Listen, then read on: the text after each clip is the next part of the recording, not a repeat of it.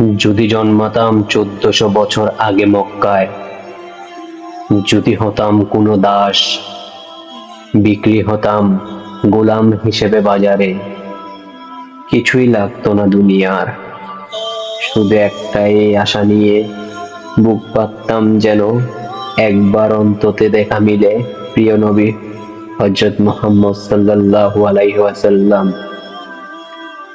ওনার দিকে একবার তাকিয়ে, ওনার কোমল মুখখানির দিকে তাকিয়ে কাপা গলায় বলতাম, ভালোবাসি ইয়া রাসূলুল্লাহ সাল্লাল্লাহু আলাইহি ওয়াসাল্লাম।